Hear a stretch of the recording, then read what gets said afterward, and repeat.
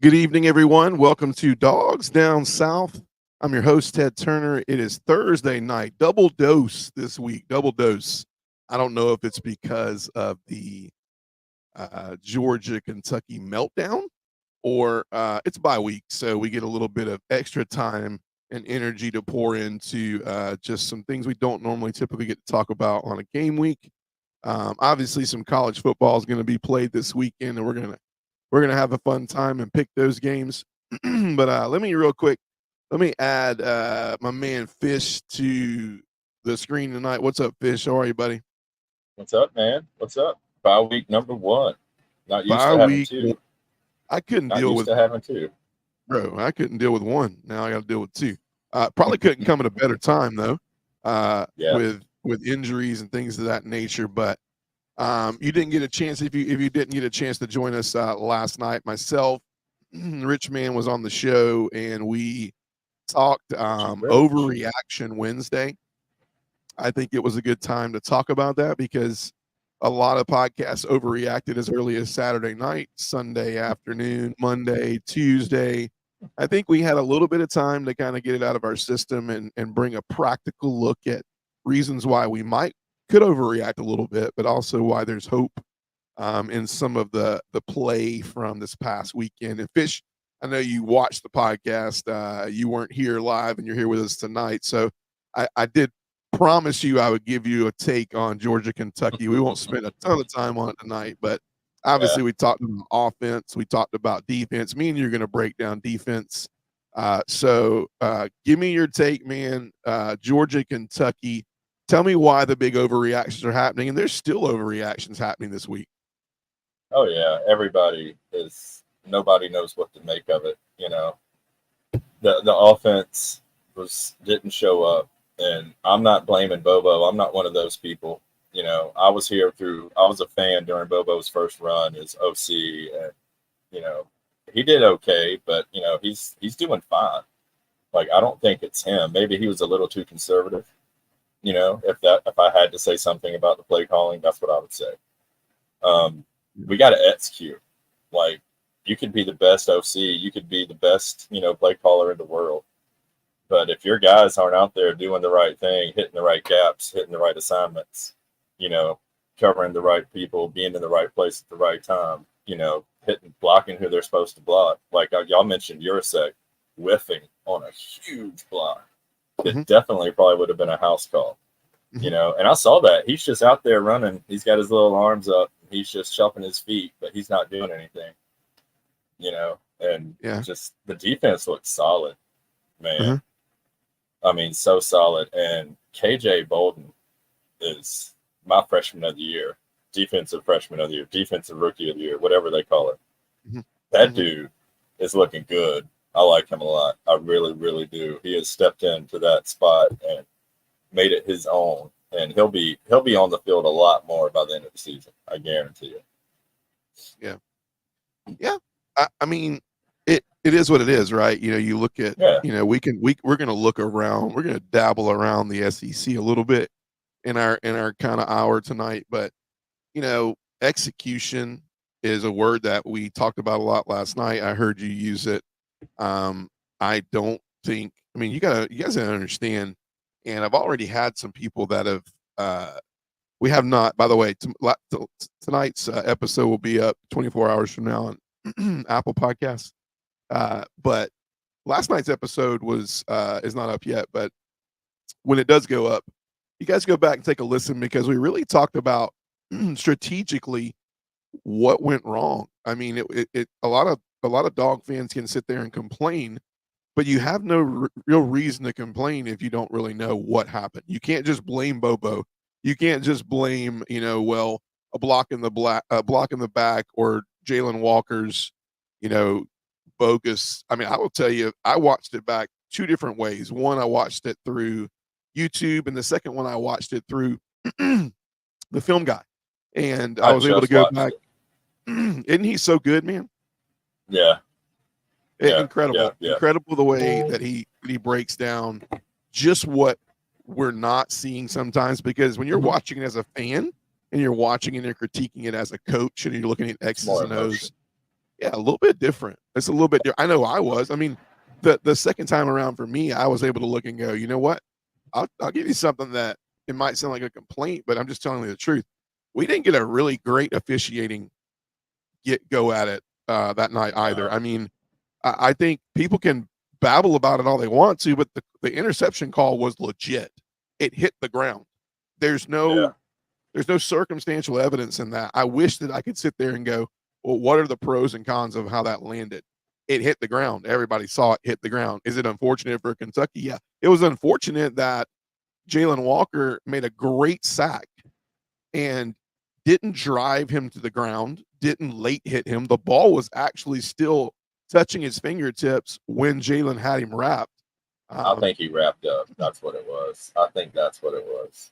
But it's still a bad call. It's still a terrible call. I'm not excusing the ref whatsoever because, I mean, there was no malice. There was no nothing. He was there right as the ball was leaving. You know, the timing was great. It was just, I think he wrapped him up all the way to the ground because I just saw that play. I'm watching the game right now.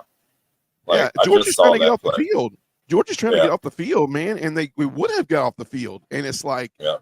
you know, when you talk about 23 snaps in the first half, I mean, That's Georgia wild. has to get off the field right there, man. Like, they got to get off the field. 4 snaps, 3 or 4 extra game snaps were crucial in a game like this, especially a team that wants to. You got to think now when you look at Georgia and what they want to do. They want to soften up the middle. They want to expose them. They want to get the run game going, and they want to get Carson involved in a lot of play action and a lot of a numbers game. You get the numbers right in the box, and you start to force your hand on Kentucky and go, "Hey, we control the numbers in the box now." We couldn't get there.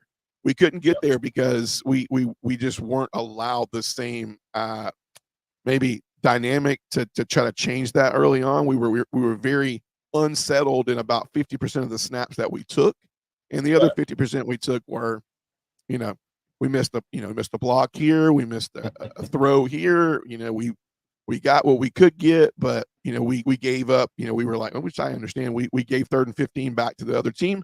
So I mean, you start to kind of count your snaps and go, it's kind of how it landed. But you look at the call by Arian Smith, that the block in the back there to get us out of the game. I mean, that gave Kentucky another 2 minutes to make this a game. Who knows how that ends at the end? Arian Smith blocked him in the side.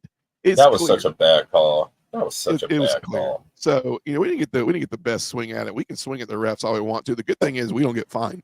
It doesn't matter how well you cut it. We don't get fined. So we can actually just gripe in the terms of, we have a lot of fans out there that gripe about officiating, but I literally went on one of my, I should be very careful because I share these with a lot of these pages, but a fan on a particular account for a dog's following on Facebook, and he was just like, officiating's terrible. It's always terrible. And, this is this. And somebody said, well, what exactly was bad about the officiating? And he said, it's just all the offsides and all the holding calls. And it's just like, brother, there were no offsides and holding calls to question at all from the past Saturday. You would know.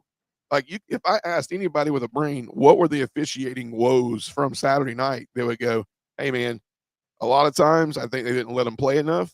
And the second thing is I think that when you look at technicality things that happened, blocking the back, there were a couple times I think that there were no calls against, it wasn't pass interference. It was, they allowed Kentucky to do a lot of really strange bump and run stuff that was wild. Bump and run was a murder, and it didn't go both ways. We didn't get a chance to bump and run because honestly, they ran the ball 85% of the night. So just sketchy. But I agree with you, Fish, man. We're going to put Georgia, Kentucky to bed.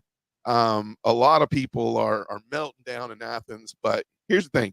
It's Thursday, man. It's Thursday, so we get to do a way too early. It's not really way too early, man. We are probably preparing for Alabama this week.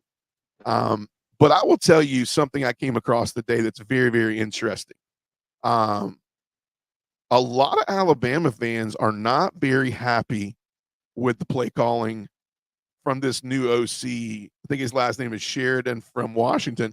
I don't typically go to other boards and read, but apparently, man, they're saying there's not too many, happy campers with the offense over at Alabama. Have you heard anything about this, Fish? Yeah, and nobody really knows a lot about them right now. They haven't played anybody. And FYI, that NC State's starting quarterback went out on the first drive, like 4 plays in. So that's why they were barely generating. They weren't going to be able to generate any offense against Alabama. That's why that score looked so bad. Wisconsin. Yeah, I mean Wisconsin. Yes, not NC State. Sorry. 100%. Yeah. And me and Richmond mentioned the same thing. I agree. And so yeah, man. So I was weird seeing that. So I don't know if there's. I do know that in my library of what I'm going to go do this weekend, probably not. I'm going to probably watch a lot of football, but maybe like Monday or Tuesday of this week coming up, I'm going to go back and watch that USF Alabama game because I really feel like USF had a lot to do with exposing Alabama. They also did a really great job on defense. That game tape is golden. I told Rich Man last night, listen, I'm about 35 minutes on a bad day from USF's campus. So if I need to go personally get that video, if Kirby don't have it, I got it. But, YouTube has it so too. So I know he's got his hands on it. But just park your car outside of practice with some binoculars. Bro, they did a lot of good things, man. I really want to go back and watch that. I watched pieces of it. But 10-26, you told me 10-26 was when the tides turned for USF. I think they just lost a little bit of oomph what was going on. No depth too. You know what I mean? Like their start once you get past their starters, they're the talent level just because it's USF, it's it's not their fault. It's just hard for them to get, a lot of quality players. Yeah, I totally agree. So we're gonna talk about defense. We're gonna I agree with what you said a minute ago. Defense looks really good. The one thing I will say, because we're going to go into defense and talk about, the big question is does this defense actually have room to grow? We get healthy. We have room to grow, get a little bit better on that side of the ball, even though we haven't allowed a touchdown this year. Fish, it's hard, man, to win 42 straight SEC games. Yep. It's hard, man, to not give up touchdowns. I mean, we're talking, you get the ball on the 25/30 yard line, about 85-90% of your possessions, right? 70 yards in 4 games to a team that, regardless of who they graduated, a Division I team that was in that bowl with championship aspirations, a Clemson team who, in my opinion, looked a lot better than the last 2 games after Georgia. And actually, if you're really wanting to be fair, I think it's the front runner in the ACC. I think they're the front runner. I'm really curious how this game pans out this weekend with them. And now that I say that, who do they play? I'll go take a look here in a minute because we picked the game.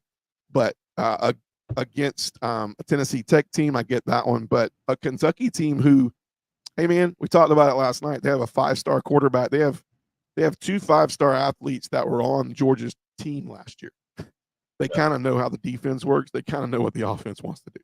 So 13-12 looks a little bit more like a chess match. And if you give me 2 spies, I mean, you saw what sign stealing did for Michigan. I mean, we got 2 sign stealers, bro. We got 2 guys who was very much invested in our team for 4+ years, 5+ years. So they were very much key in that planning, that game plan. Oh, yeah. Here's what Georgia's going to be doing. You saw it. I mean, how and prepared Kentucky probably won't. They probably won't look that good for the rest of the season. That's probably the best they'll look. And that's part of the reason. I mean, you can say what you want. You can act like it's not a big deal, but our starting middle linebacker and quarterback who's been, at practice every day for 3 years, watching our offense, involved in the offense, in the room, in the quarterback room, when Carson and Stetson were, watching all that film and doing all that, homework, he's right there with, he's retaining all that too. He's taking all that in, and say what you want. He might not be the best quarterback in the world, which I don't think he is anymore. But he knew a lot about our defense, like a lot. I mean, Richman, I mean, I applaud Richman last night because I went back and listened to the episode, and he explained it to a T on what those shell coverings look like, and it was very, very hard fish to tell what was coming up at us. And Carson is a veteran guy who's, I mean, I don't know about you, but in our day-to-day jobs, we have responsibilities that we look at and go, we can look at what we do in our job, and we're supposed to know what we're looking at. He looks at that every single day, and he goes, this is my numbers, this is my shell, this is what's going on, this is what I run. Even Kirby went into an hour-long in-depth interview, and most of it was centered on the offense and talking about, Carson has a responsibility at the line. There's multiple plays called. He has the responsibility to either let the run go left or right. He has the responsibility to change the coverage. He has the responsibility to check out into a pass. He has the opportunity to check out into flipping the play. I mean, there's a lot of leadway for Carson. So we got to get better at some of that. But dude, it's hard when you could see it. The defense was yelling and screaming sometimes. That's where it's coming from. That's who's getting it. That's who's coming. Yeah. For them to be able to walk that nickel back up into the box and feel safe about that told me they knew something that Georgia didn't think they would know. Pops knows Carson Beck left and right. They went against each other every day in practice last year. Yeah. He knows Carson Beck. He knows him, like the back of his hand. He knows what his tendencies are. He knows where he's going to want to go. And he was there for that with Bobo's first year being the OC. I mean, he knows some of those plays, and he knows some of the signs, and he knows some of the signals. And Beck kicks his leg out and says, evolution, or whatever he says, to flip the play or whatever. Like, Pops knows that. Right. And then he's calling out, and he's directing traffic, and he's telling people where to go. Right. I mean, it's not all on Carson. It's not all on the offense. Agree. And it's things that and we don't really care. I put this thought to bed. I don't really care what the AP poll and everybody thinks.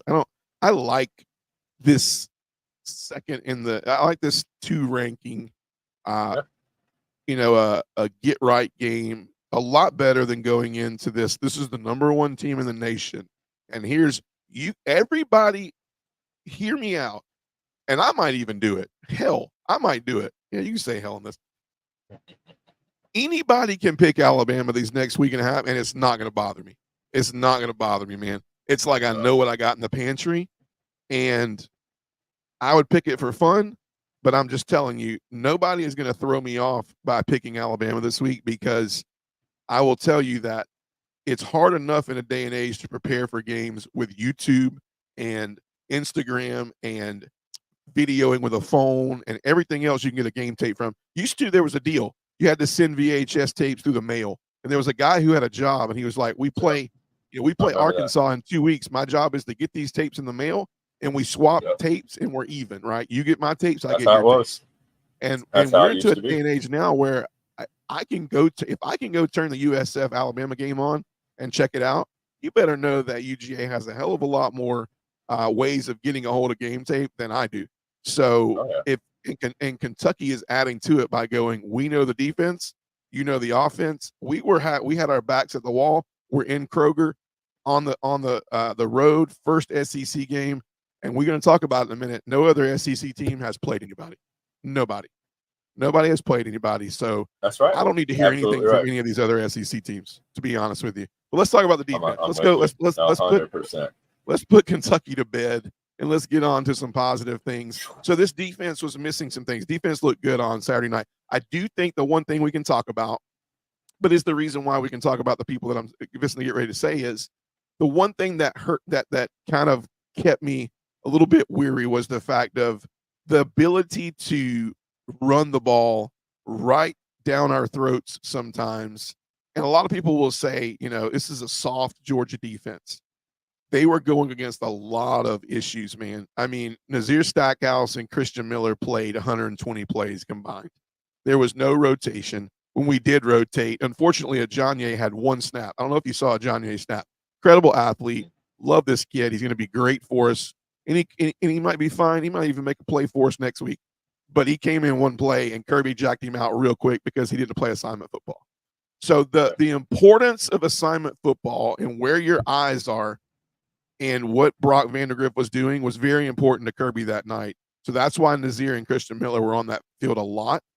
But there was some names coming up this week that if we can get healthy, I mean, you got a lot of stars that are not on that field, right? I mean, stars, in other words, recruiting stars. You got Michael Williams, who, in my opinion, you're looking at the G-Day defensive player of the game, top 5 draft pick, who his presence in an 85% Michael Williams takes this defense up from a B plus to an A, in my opinion. Oh, yeah.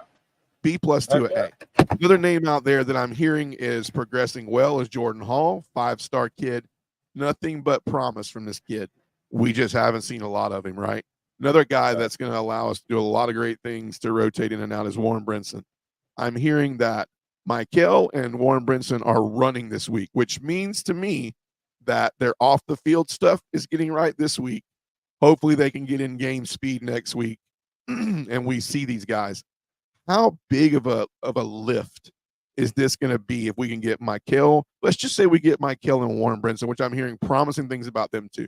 I'm hearing day to day, week to week on Jordan Hall. There's really no big timetable on Jordan Hall. If we see him on the sideline, that would be incredible. How big is it to get Michael Williams and Warren Brinson back? Bro, could you just Michael Williams on the one side, Jalen Walker on the other side? Whoa.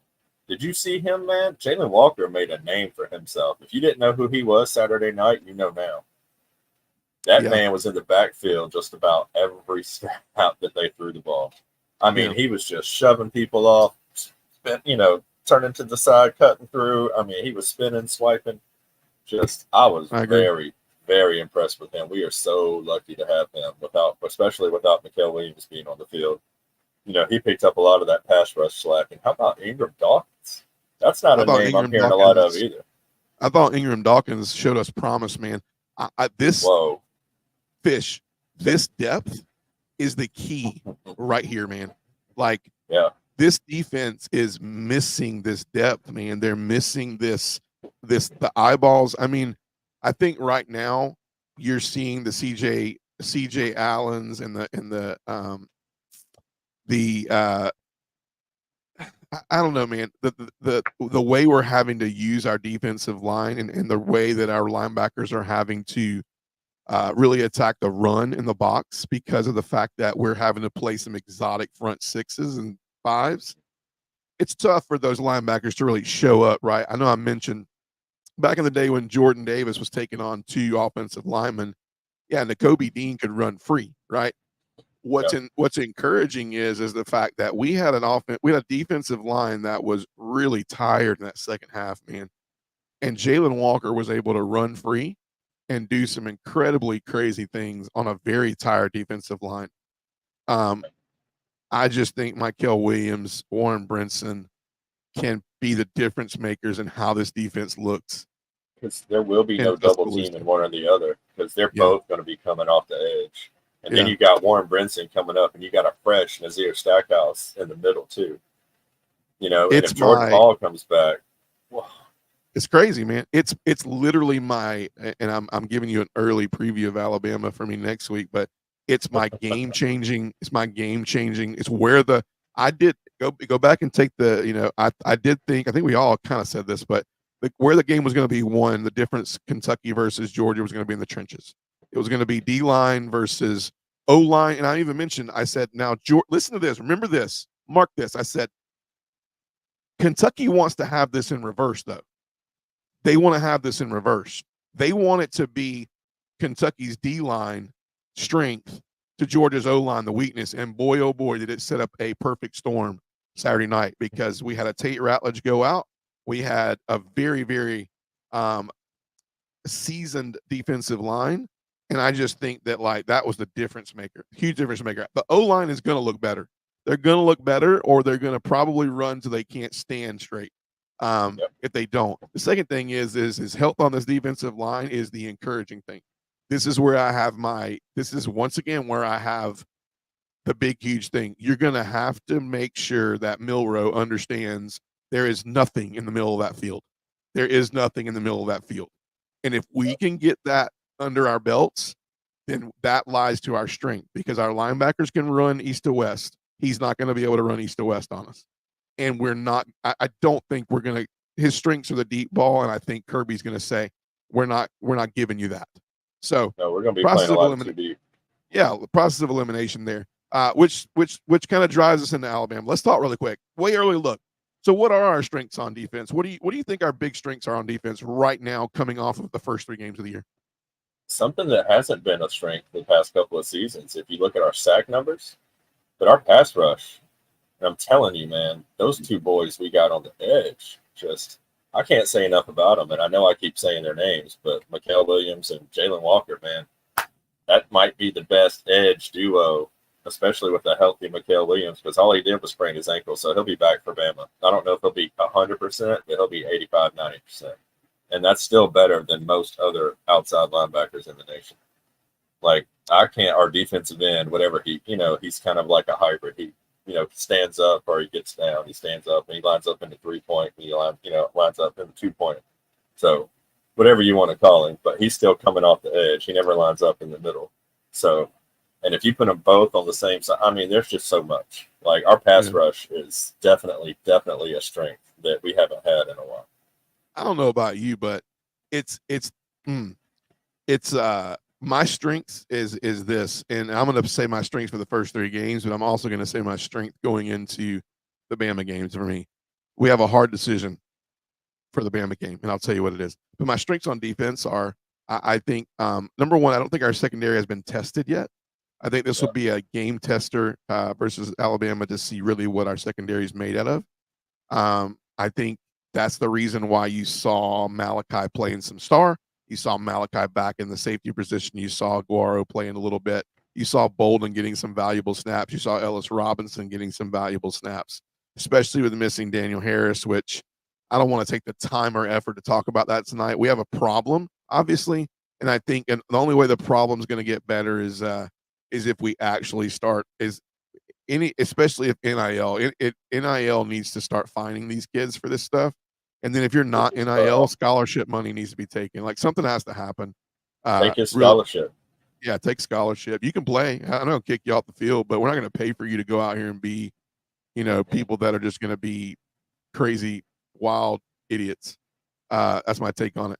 But I think our strength, crazily enough, has been our pass rush. So me and you are very much the same here. As just as many people have said, what's going on with our defensive line? When it counted Saturday night, look at the pressure we got on Brock Vandagriff. Nazir Stackhouse had to play the whole game. He was 60 snaps in, man, and we got great pressure when it needed to happen. Exactly. Like, I'm not worried about him. I thank God for him. Yeah. I mean, really, him and Ingram Dawkins were the only reason we were able to get pass rush against Kentucky in the second half. But, I mean, they both showed up. And even when they retired, they were absorbing blocks, letting Jalen come around and get back there and disrupt, the timing and everything in his progression, Vandagriff's progression. Like, I mean, them boys, I hope they got the MVP game ball, whatever it is, Kirby does. Whatever. Yeah. The defensive line, our front 7, showed up when it needed to last week. I agree. What about weaknesses, Fish? What do you think is a weakness right now that you've seen in the first 3 games?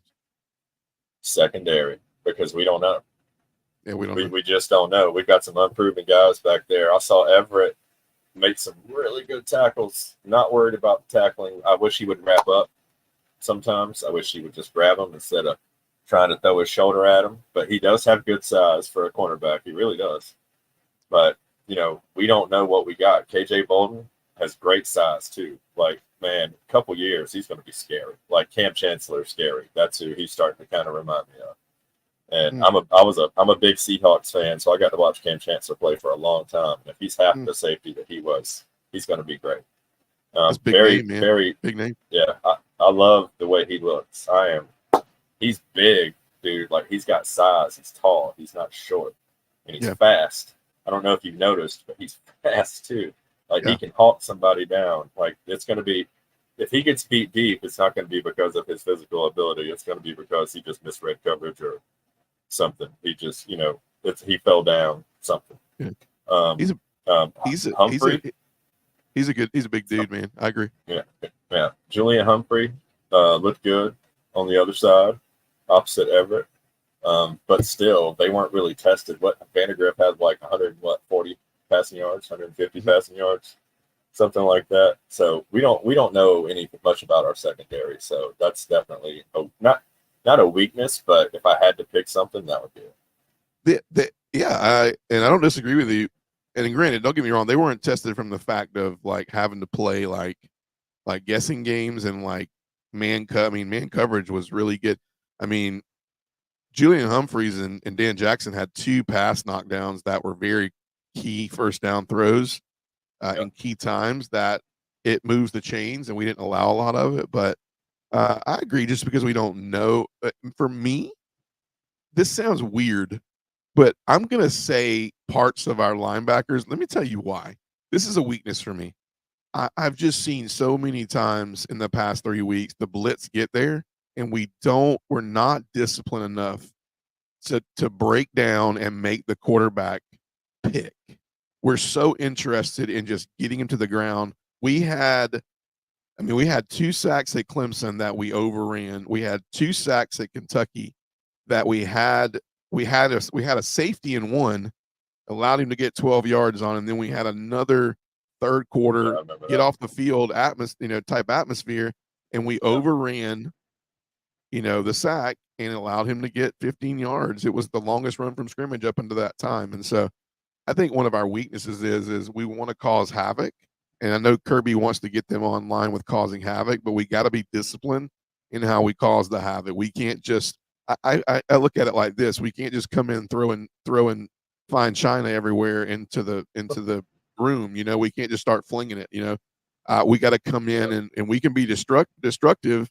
But as they say, if you want to break all the china, just make sure you don't hit a person in the head with it. That's what we're doing right now. Is we're hurting other parts of the team by going in there and almost getting the sack and actually causing more harm by not getting it, because we just tried to make a big play instead of breaking down, making him choose. And even if you don't get the sack, he only gets a yard or two and you're off the field.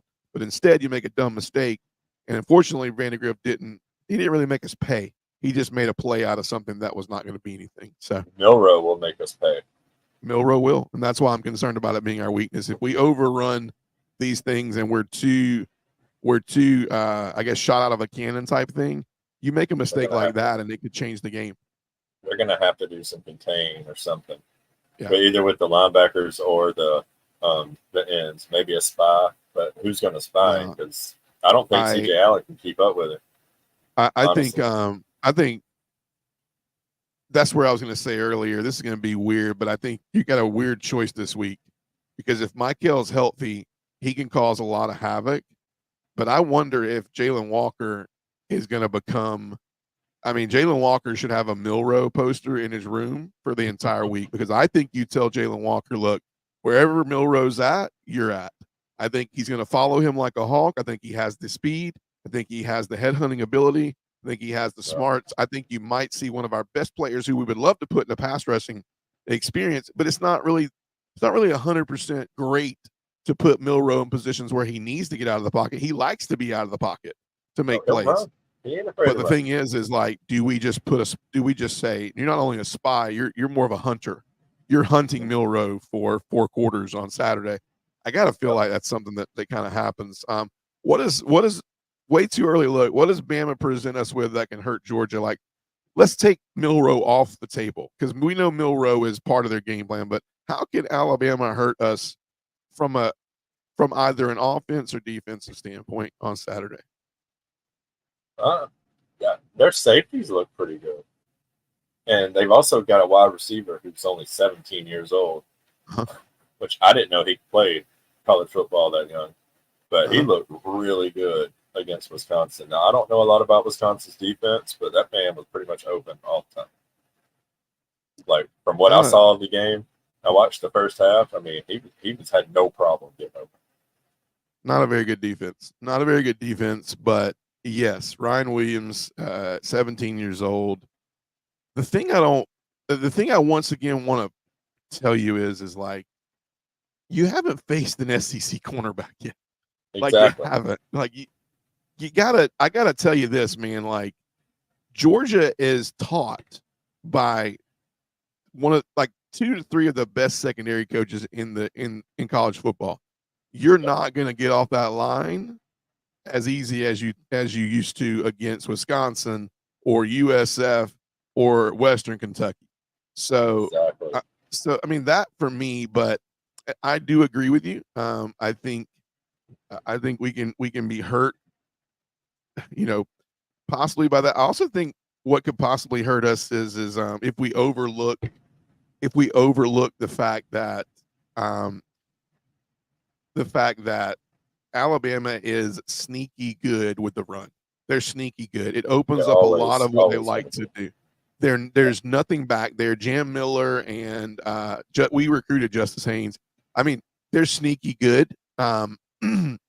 They remind me a little bit of Tennessee. They're not going to sit out there and go, we want to impose the run on you. That was the Derrick Henry days.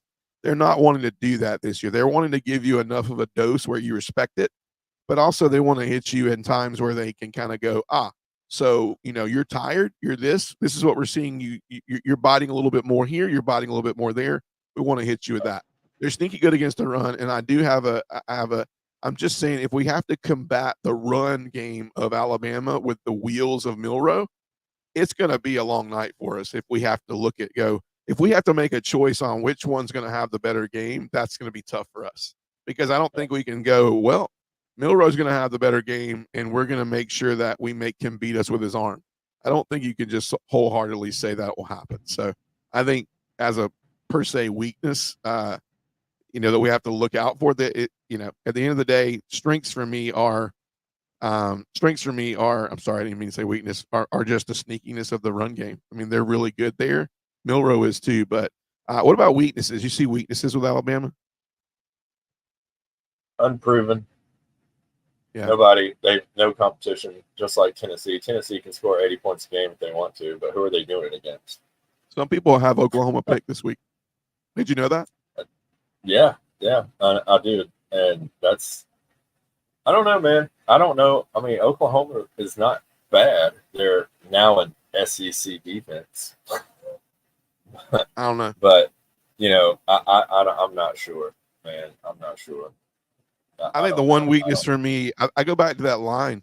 I go back to the Alabama line. Like, Kentucky's one of the best offensive lines we're going to see. And they had 2 injuries. One of the best offensive lines we've seen all year. Alabama is supposed to have a better line, but they lost a lot. I mean, hence the reason why they went out and took the Washington Center out of the portal. They're definitely inexperienced.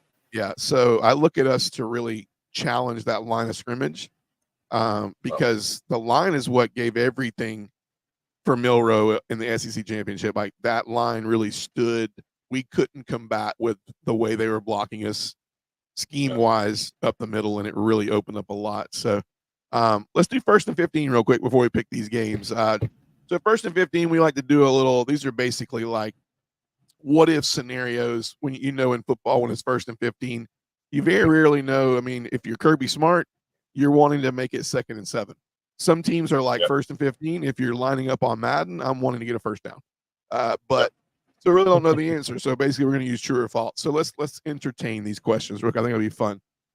Tennessee would beat Ole Miss on a neutral field. What do you think? True or false? False.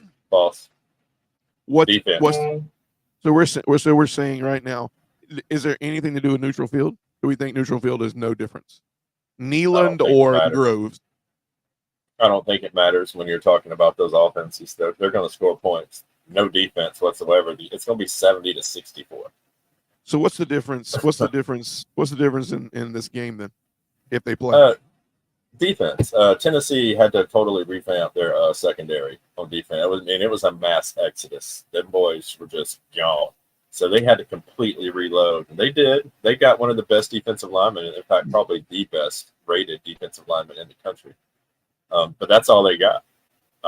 We don't know much about their secondary, but I know Jackson Dart can fling it, and I know Lane Kiffin hit the portal hard, and he got some boys, some wide receivers, and that offense looks so good. That's why I think it would be close, but it would come down to that Tennessee's lack of defense. Well, I mean, Fish, and not to steer off this question too far, but Georgia high school football. I mean, we grew up around Georgia high school football. There's a reason why there's a 6A classification and a 1A classification, right? Because you got to think, what did Georgia high school say? Hey, 6A schools, 7A schools, they have more funding, they have more money, they have more, they have more, area. Most of those schools are bigger schools with more to choose from as far as athletes. 1A schools are just trying to field a team sometimes trying to field a starting lineup. A lot of those players play both ways. It's unheard of a whole lot to see a ton of different really good athletes coming out of smaller schools, which I know nowadays it's different a little bit because they're able to offer scholarships and things of that nature. So I know that dichotomy has changed a little bit. But when you look at those two things, that's why you go, if I'm looking at 6A, I don't know, 6A Valdosta taking on a 1A Wilcox County, I don't even know. Wilcox might win the state championship. I don't even know. But I'm looking at Valdosta going right off rip, man. I'm thinking Valdosta should take care of business. So that's why why am I saying all that? Hey man, Tennessee has we're gonna find out how real NC State is when they play Clemson this weekend. But Tennessee has played Kent State. Kent State might be the worst team in college football. The worst overall team in college football. Yeah, that's you put Kent that State. in the group text the other day. That made me laugh. Yeah.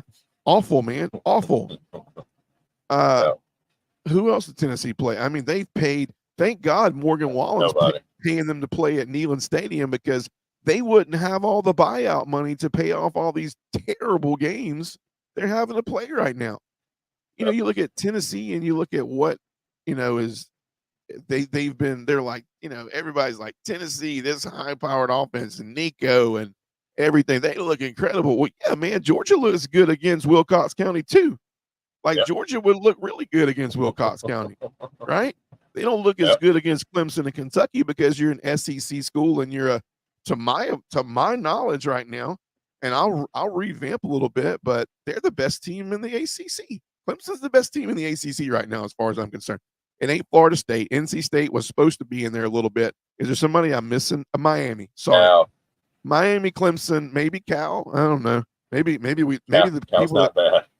Who does Cal play this week? Because I think they play somebody else important. They do. They won a game. They won a good game last week. They played somebody not bad. They beat them. But they also play somebody this week where they're picked, and I couldn't believe it. I can't remember. Hold on. I can't remember them. I might have it down here. Do I have it down here? I don't. I'm looking. Yeah, I don't see it. I don't have it down here. They play somebody interesting this week. I don't know who that is. Yeah. But anyway, say all that to say, man, Tennessee is just had a brother 3-6. This is all I'm saying. Alabama, Tennessee, Ole Miss. The teams that they've played are a combined 3-6 this year. 3-6. I don't know, man. You want to add Missouri to that. Missouri has played close to a Boston College team that, I don't know about you, but first year coach Bill O'Brien. I mean, Boston College ain't been nothing in years, bro. They ain't been nothing. And I mean, Missouri has played some games that I'm just scratching my head going, just another cupcake schedule for Missouri. I'm pretty sure that Georgia wouldn't be getting any of this crap from all these sports broadcasters and things of that nature if they would have went out and bought out Georgia Southern. And no offense to Georgia Southern, I know I got some Georgia Southern alum out there that listen, and no offense, but when your first 4 games are Georgia Southern, Apalachicola, you name it, school of the East fine Buckley arts. State. I don't know, man. It's just like, bro, give me a break. And then you got Lane Kiffin whining because Wake Forest. I'll throw that in there. They're not even a basketball school. I mean, they were decent in baseball this year, but bro, you're whining about Wake Forest now because you know what's next. Wake Forest backed out because they're tired of you punching them in the face for the first 3. I mean, they're going to get punched in the face, so they're like, you know what? I don't need the money that bad, man. So now, you know why Lane Kiffin's whining? Not because he has to go find a game, because now he's got to make his already terrible copy-paste schedule from this year, get copy-pasted the next year, and now he's going to add Florida A&M to that. And how bad is that going to look? So I don't know. I mean, I'm on my soapbox. let's go back to that. Tennessee, I think Tennessee would not. I think that's false. I don't think Tennessee would beat Ole Miss on a neutral field. And my thing with Tennessee would be this: I don't think Nico Iamaleava has been battle tested yet. I think he's going to Not have like to. Jackson Dart has. Right, he going to learn Saturday because I'll tell you, Oklahoma's going to test their secondary. I think Tennessee's defense looks good, but I don't think their secondary hasn't had the ball thrown that way. I don't even know if they know what a football looks like in that secondary. Brent Venables coming after him. I guarantee it. He's coming after him. Yeah, I agree. Let's go second one. Kentucky has the most physical defense in the SEC right now, including better than Georgia. Physical. If you'd have asked me before Saturday, I'd say false. But now, I might have to change my answer. I might have to go true. Because they look good. They schemed us. And I don't know how much of it was scheme versus talent. But, they didn't look bad. And that South Carolina game, I don't know. Like y'all said last night, I don't know how much of that was them looking past the Georgia. And maybe they just went out there and thought they were just going to sleepwalk over South Carolina, but they were sadly mistaken. I think physically that night they were better than Georgia. We have a lot of injuries.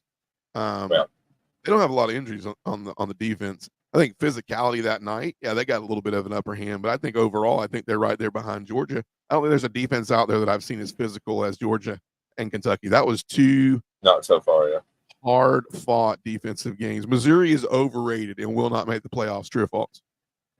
I think Tennessee slides in there. They're that number 4 spot. Missouri slides to 5. I think Missouri, I agree. I think Missouri, I haven't seen – I got to see more from Missouri. I guess the even playing field is they're calling it their warm-up, their warm-up warning with this lackluster game against Boston College. I got to agree with this. I think this is true. I think they're overrated, and I don't think they're going to make the playoffs, which I thought schedule-wise they would. Lane Kiffin to Florida, all but a done deal. True or false? False. Too much uncertainty. Scott Strickland may be about to get fired along with Billy Napier because Florida has never had an AD hire 3 football coaches because they don't play. So I think Strickland might be on his way out. There's the president or whatever is about to somebody else is they're in between people at another position. I don't know if it's president or what, but I heard all this and I was like, they were talking about this on Feinbaum the other day, and Kiffin would be nuts to take that job right now. There's too much uncertainty. There's a stigma attached to that school now, just because of the way it's been ran the past 2 coaches. Van Mullen with his non-recruiting, Napier had to pretty much come in and start from scratch, and it's not as easy as he probably thought it was going to be, because you can't just go out there and get who you want because you're Florida. That's not who they are anymore. There's if you're not Alabama or Georgia, you're going to have to actually work to recruit these guys, unless you're throwing millions of dollars at them. Yeah. I think this is false as well, because I think my top 3 picks are my top 3 picks to take over if it happened right now.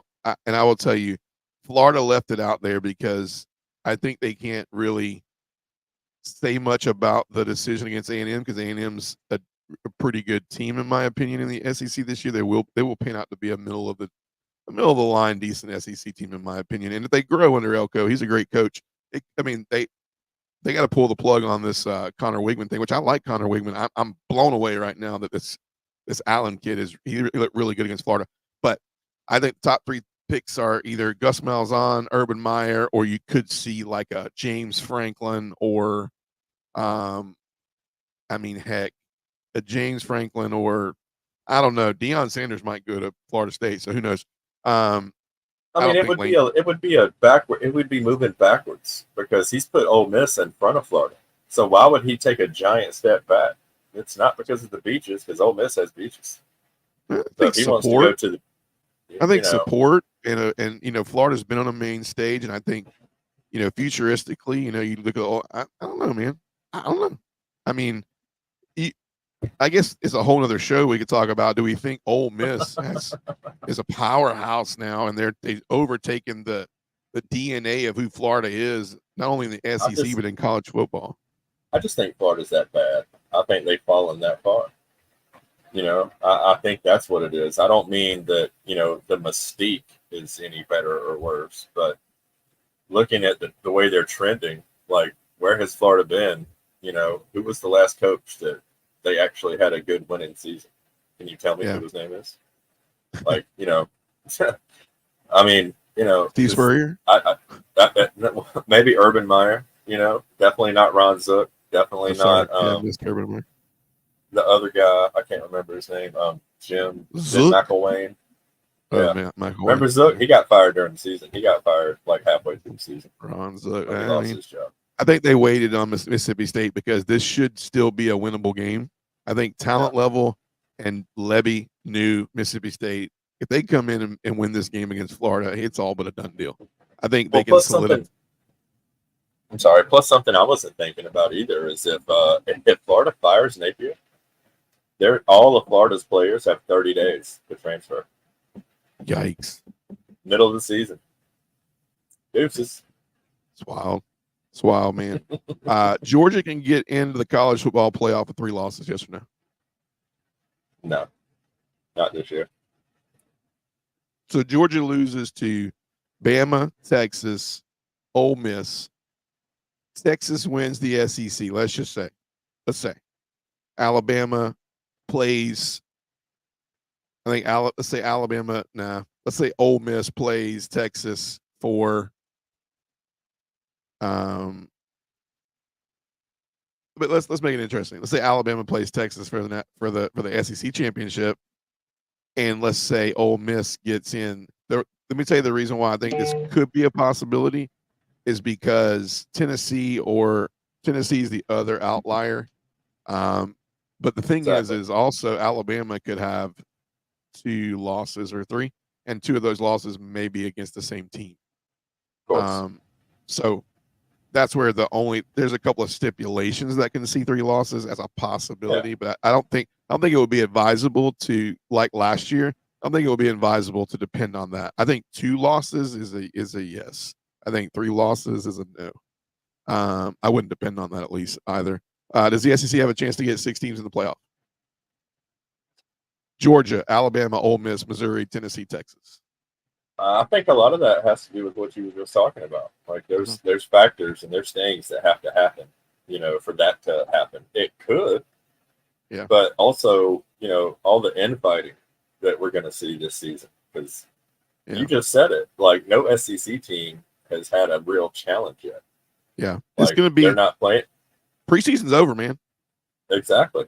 Preseason's over. It's done. That's it. Yeah. We lace it up against Bama. Tee it up against Bama in a week, that's it. That's where our season's on. It's on then. Yeah. Like there's no room for crying. There's no nothing. That's it. Like our 4-game stretches is about as intense as it gets. I mean, you add Tennessee later on, Ole Miss. That's another stretch. We have 2. I think this is I don't know. I mean, I personally think this is the harder of the stretches. Later on, it will still be hard when you add in Ole Miss and Tennessee. But at least you get one of those games at home. But this stretch, you got Alabama and Tuscaloosa. You got Auburn at home. That's rivalry. You got Mississippi State at home. New coach Jeff Lebby presents a lot of problems because they're going to throw the ball a lot. And then you got Texas in Austin. So wild stuff, man. I don't want to give too much away from the next week's show. Let's pick these games, man. Let's pick these games on week 4. I think it's going to still be a cool week to cover some football. Key game this week where game day is at. We're not going to pick it yet, but game day is in Boomerville, Soonerville for number 6 Tennessee versus number 15 Oklahoma. We're going to talk about that game. Let's do a lightning thing through these games so we can talk about the big game before we get out of here under an hour. Number 24, Illinois at number 22, Nebraska. Right now, Nebraska's on a high. Dylan Raiola, a.k.a. Patty Mahomes wannabe is on a high right now. Illinois obviously always plays really sound defense, likes to have that low scoring game. This is in Nebraska. Nebraska is getting 8 points. Who you got, Fish? Give me Nebraska at home. Yeah, I don't Nebraska know at if you home. can tell. I don't know if you can tell much about Nebraska because of after that Colorado game. But the defense held Colorado, which is their offense, which is their best feature. You know, with Travis Hunter and Stewart, that combination is deadly. And that Joe Horn, or whatever his name is, I don't know if it's Joe Horn. I know that's former NFL receiver. Is this kid related to him by any chance? You know, have any idea? Joe Horn. Yeah, that's Horn's. That's Joe Horn. Okay, That's junior. that dude's not bad either. No, he's good. But you know, you can't really tell a lot about that. You know, take a lot from that game because of how Colorado is. But you know, Nebraska's on the high roll. They're on a high note right now. So Yeah, definitely think they can pull it off. yeah, I agree. Vandy. Oh my God, underperforming Vanderbilt at the Fighting Dale McGee's. They lose it, but they got another chance to be a redemption story and go into maybe a struggling Missouri team who's ranked number 7, who maybe got their wake up call last week. But Vandy's a little bit different of a team than they were the past 2 or 3 years, and we won't speak much into this, but I think this line is a little bit high. So we got Missouri. It's at Missouri, number 7 Missouri. They're giving Missouri 20.5. Who you got, Fish? That game's probably at noon or 11 local. Vandy thinks they can win this year. Missouri, I don't know if the fans are going to show up, you know, because it's Vandy. I don't know if they're going to show up like, you know, a ranked team is coming in there. So I think they should very much be on upset alert. And it also depends on how Diego Pavia's health is. I heard he was at like 75%. Yeah. Or something like that against Georgia State. And that had a lot to do with what happened at the end of that game. So, Yeah. But I like an upset. I love an underdog. I like Vandy more than Missouri, so I'm going to take Vandy. Yeah. I like underdog too. I didn't pick the last one. I think Nebraska gets it done at home. I think Missouri gets this done, but it's going to be close. And I think Missouri starts to garner some of that negative vibe, and they start to see that this defense, the offense is under a lot of pressure. They're going to have to cover for the defense a lot this year. So give me Missouri, but they don't cover. Not at home. Number 8, Miami at USF. This is they're giving Miami 16.5. I'll give you my pick first. I got Miami in this one. I think Miami, between them and Clemson, I think it's going to be for the ACC this year. I like Miami here, but watch out, because if USF plays as well as they did at home now against Miami, this could be the game where we haven't seen the Miami blunder yet. The Miami, we could run the clock out, but we run another play and, like a stupid idiot, and now they kick a field goal to win the game. But give me Miami here. I don't think they cover though. Who you got? Yeah, USF won't be afraid. They hosted Bama last year. They just went to Tuscaloosa. They're not going to be afraid. Them boys are going to go in there thinking they can win. So Miami's going to have to play well. Cam Ward is going to have a great game. But I'll take Miami, but I don't think they cover either. Yeah, I don't think they covered. Not 16.5. UCLA, LSU, Death Valley. I don't know if it's at night, day. LSU's on a high right now after this win in South Carolina. They're giving them 24 against UCLA. Who you got, Fish? Definitely not covering, but LSU's winning.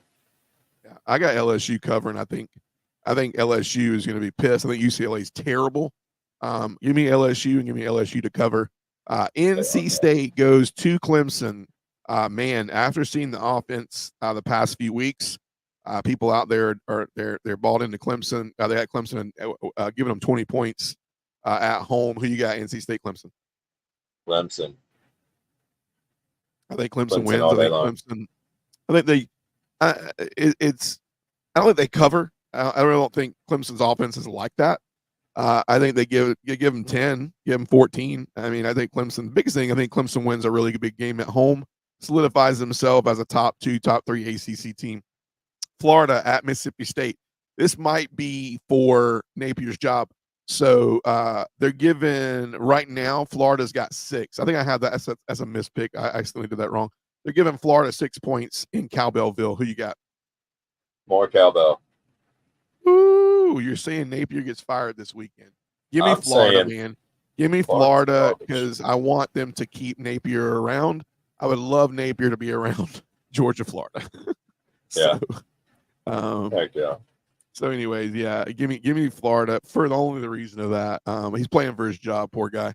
Arkansas at Auburn. This is another home game for Auburn. They're giving Auburn 3 points. This is a better offense, but somehow or another, Arkansas is going to try to give Auburn the game probably 5 times. Who do you got? Depends on how much Peyton Thorne plays. I don't know if he's healthy. I don't know if he's coming back this week. I know he didn't play last week, and Auburn looked good. The offense looked better last week without Peyton Thorne under center. So, but give me Auburn. They're not losing another home game. Yeah, give me Auburn on this one. Give me Auburn by 10. I think Auburn does look better. Hank Brown looks a lot better. This kid's really good. He's an athlete. He's a playmaker. I think you've seen the last few days of Peyton Thorne. I think that the conversation was had. So really quick, lightning fast. USC, Michigan at home. Not the normal Michigan. USC is getting 6 points. Who you got on this one? Oh, give me USC all day long. They're covering too. Yeah. Bear Alexander has 2 sacks. Yeah, I like USC here. In the big house, though, watch out. I think there'll be some early on close. There'll be a close ball game. This could be the game that gives USC that, hey, welcome to the Big Ten. This is what it's going to look like. How are you going to take on that, that road game? It's going to tell a lot about this game. Should not be close, in my opinion, but it will tell how USC does with the rest of the Big Ten. So give me USC, and I think they're going to cover. Georgia Tech at Louisville, number 19 Louisville. They're giving Louisville 10.5. Who you got? That's I don't know. Georgia Tech looked bad last week, man. They didn't look like the same, but we all know now Florida State wasn't a top 10 team when Tech beat them. So maybe Tech doesn't look that good, but Louisville sure does. So I'll take Louisville. Yeah, give me Louisville. I think Louisville does not cover. I think this is a little bit of a chess match. You're not going to beat Georgia Tech. Georgia Tech's not going to look bad 2 games in a row, but I think Louisville has a little more talent right now where they're at. I think Georgia Tech's going in the right direction, though. So give me Louisville only because they're at home. I think if Tech's at home, is a different story. Number 12, Utah at number 14, Oklahoma State. This is a big game. Utah is my kind of my under the radar team this year to make the college football playoff. So I'm going to take Utah on this one, and I'm going to take Utah big. I think Oklahoma State has tried to give away some games this year, and I think they're hitting a team that is hitting their stride, comfort level. Utah is a deadly team, and I think Cam Rising is going to be extra special in this game. Give me Utah big. I think give me Utah double digits, 10 points, 13.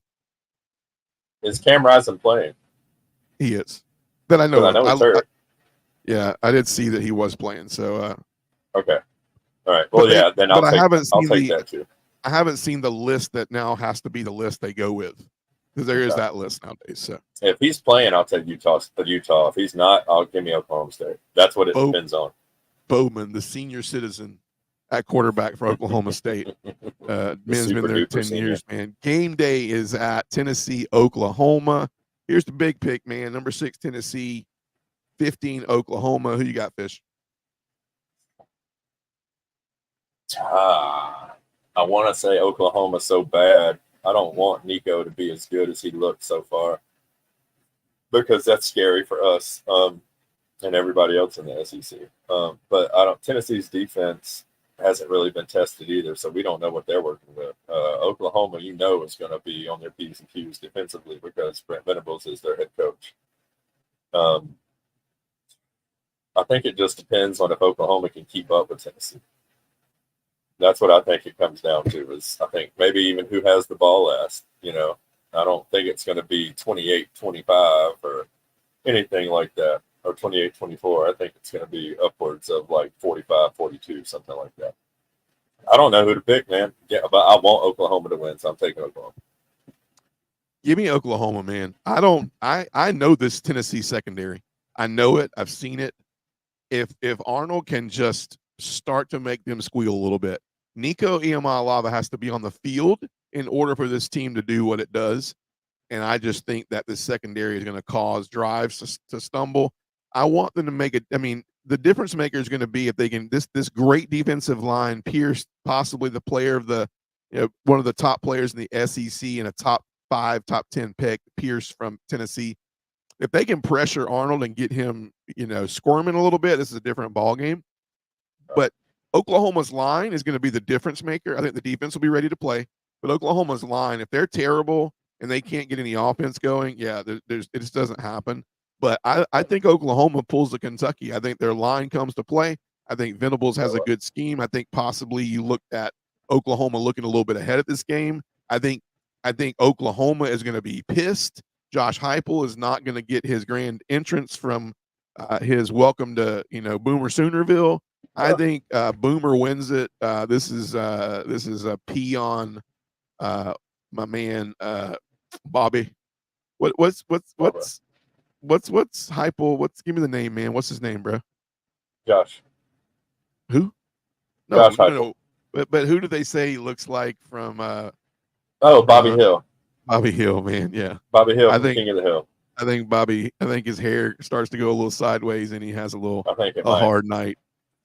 Give me Oklahoma, man. It's gonna be really tight, man. It's gonna be tight, man. Tight. Give me Oklahoma. Hey, man. Fish, as always, awesome to hang out. We talked about so much, man. I cannot wait till the show next week till we can talk more about Georgia, Alabama, talk about what's going on. We'll talk some of the games from this past weekend. But hey, everybody, if you're joining for your first time, make sure you go follow us on Dogs Down South on Facebook, YouTube, Twitter, Instagram, any of those social media podcasts, as well as Apple Podcast. 24 hours later, you can listen to this on your ride in. So I hope everybody has a great bye week. I hope you can, I don't know, let your heart rejuvenate, get ready for Alabama, hopefully get through the small heart attack you had this past weekend and get ready for Georgia, Alabama in a week. But for myself and Adam Fisher, man, it's been a great week talking football. Hopefully we get healthy. Hopefully we learn a lot this week, and we look forward to Alabama next week. But for now, we'll see you next week. And as always, go Dogs. Go Dogs.